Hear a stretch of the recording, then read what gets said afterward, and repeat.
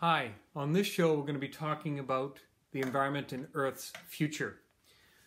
On President Trump's acceptance speech on August 27th of 2020, he made the following comments. Solar can't do it. I love solar. It's all fine. Very, very heavily expensive. Very expensive. But they want to go for other forms of alternative energy. And I think that's okay, except we don't have them. And that's not going to power these massive factories. So that's just a piece of what was talked about. But the quick answer is yes, President Trump's solar can do it if we have the will. I'm going to take a couple of minutes and read a quote out of the book called Falter by Bill McKibben. A really, really fascinating book. Really good book. I suggest it. I really suggest this book. Page 211. But we could. The sun shines everywhere, and when it doesn't, the wind is usually blowing. The latest studies from labs such as Mark Jacobson's at Stanford made clear that every major nation on Earth could be supplying 80% of its power from renewables by 2030 at prices far cheaper than paying the damage from climate change. There's the economic part of it, right? Jacobson's numbers are remarkably detailed. In Alabama, for example, residential rooftops offer a total of 59.7 square kilometers that are unshaded by trees and pointed in the right direction for solar panels. Want to know how much wind blows across the Mongolians? They can tell you. As late as a decade ago, skeptics insisted that renewable energy would always be an outlier. It was just too expensive, which is what President Trump was possibly indicating. But the engineers did what engineers do. They got better at everything, from predicting how hard the wind would blow to letting individual panels and turbines communicate directly with the grid. After dropping 65% between 2009 and today, energy expert Dave Roberts wrote in 2017, wind power costs could drop another 50% by 2020. Here we are in 2020. Somebody go and check that. Wind power costs. That's pretty amazing. You don't need some magic technological breakthrough. All you need is for wind and solar to keep doing what they're doing, keep scaling up, keep improving, keep getting cheaper at roughly the same rate they have been, and we're going to get there. It's not that renewable energy is our only task. We also need to eat lower on the food chain, plant-based diet, more on that in some other upcoming videos. Build public transit networks, densify cities, and start farming in ways that restore carbon to soils. But renewable energy may be the easiest of these tasks, especially since it's suddenly so cheap. Again, there's the economics of it. It's cheap. The manufacturing process for solar panels has become so efficient that the panels pay back the energy used to make them in less than 4 years, so they cover their own footprint, if you will. Since the last 3 decades, that means a quarter century of pollution-free operation. The most recent data coming from Finnish and German researchers show the impact that rapidly falling prices for storage batteries now have had on these calculations. The researchers found that by 2050, so 30 years from now, solar energy could provide 69% of our power and wind another 18%, with the rest coming from mostly hydroelectric dams. So basically, we can cover all of our power needs from renewables in 30 years, 100%. If we work now.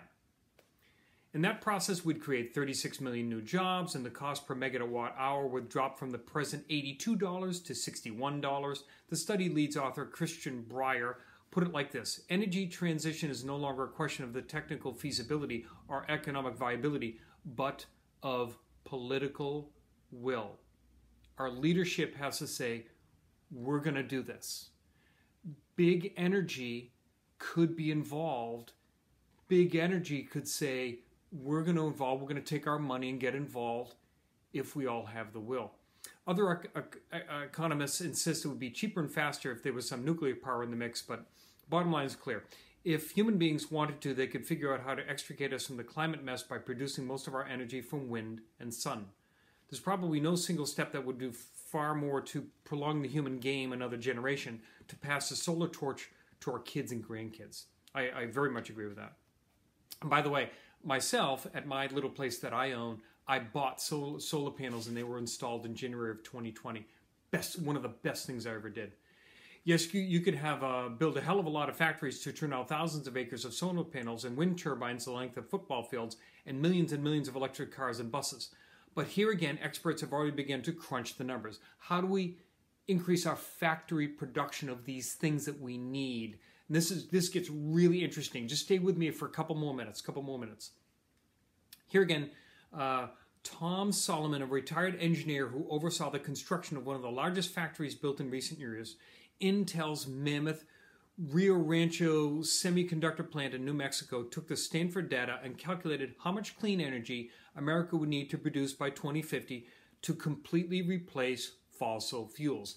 Here are the calculations of what we need to do to completely replace fossil fuels. The answer is 6,448 gigawatts of power. In 2015, we installed 16 gigawatts of clean power, Solomon says. At that pace, it would take 405 years, which is kind of too long.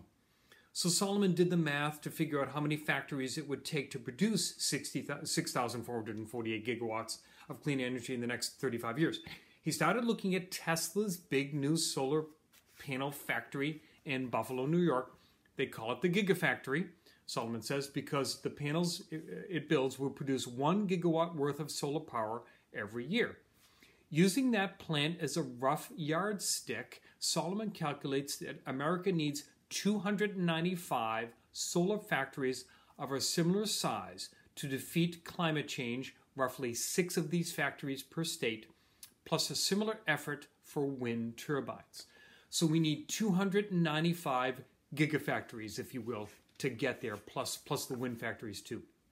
Okay, here's the last part, and I thought this was so interesting. Remember back in World War II, when we got into the war, we had to convert all these factories over from what they were already doing to feed the war machine, right? We mobilized at this scale once before, and it was the last time we faced what seemed to be an existential enemy. After the attack on Pearl Harbor, the world's largest industrial plant under a single roof went up in 6 months, near Placentia, Michigan. Charles Lindbergh called it the Grand Canyon of the mechanized world. Within months, it was churning out a B-24 Liberator bomber every hour. Bombers, huge, complicated planes, endlessly more intricate than solar panels or turbine blades. Each one had 1,225,000 parts, with 313,237 rivets. Nearby in Warren, Michigan, the U.S. Army built a tank factory faster than it could build the power plant to run the factory, so it simply towed a steam locomotive into one end of the building to provide steam heat and electricity. If we can convert factories back in World War II technology into turning out bombers every hour with 1.2 million parts, I think we can build 295 factories, gigafactories, that can produce solar panels and crank out other factories that can produce the wind turbines that we need. That's the point here by Bill McKibben's Falter book, and a lot of other scientists are saying the same thing.